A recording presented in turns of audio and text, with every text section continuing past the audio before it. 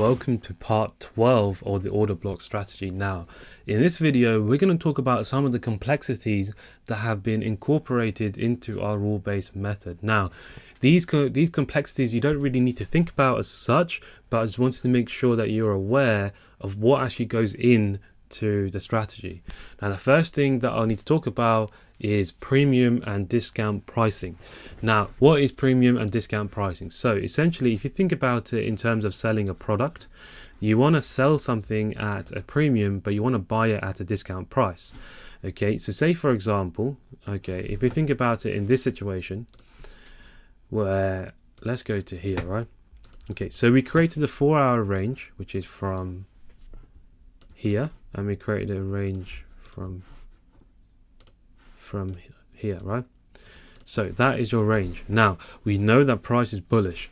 So where do we want to buy from? We want to buy this at a discounted price. How do you work that out? Essentially, you grab your fib tool, so your Fibonacci, and draw it from the top to bottom or bottom to top, doesn't matter. You just need a 50%.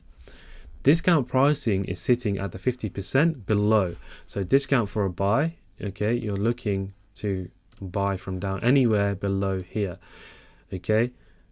And if you're looking for a sell, you are looking to sell at premium, which is above the 50%, and that is literally it. So whenever you draw a trading range, okay, your premium and discount pricing is sitting above and below the 50%. So if you want to buy, you're looking to buy a discount below 50%. If you're looking to sell, you're looking to sell at premium above the 50%.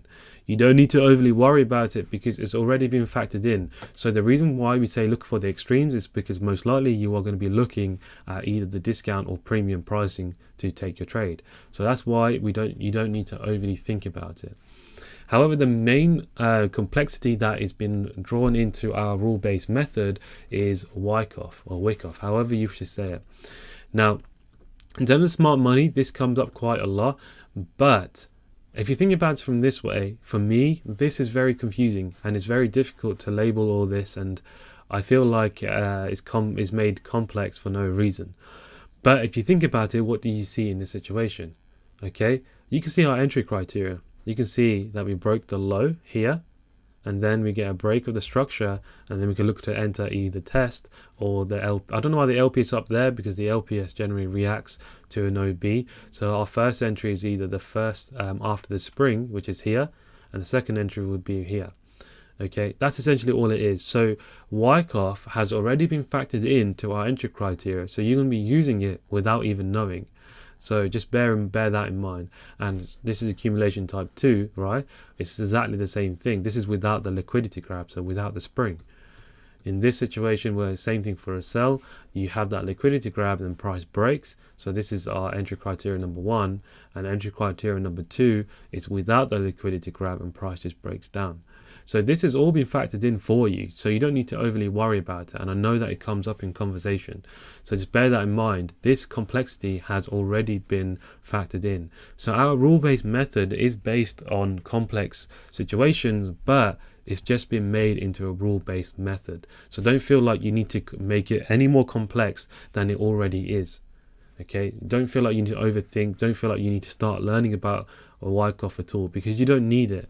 Okay, whatever's happening here is all structure, and that's the only thing that we are trading. We are trading the shift in market structure, and that's all it is. So don't worry yourself too much about that. So that's the only complexities, the only 2 complexities that I didn't teach, but we don't need to worry about because it's already been factored in.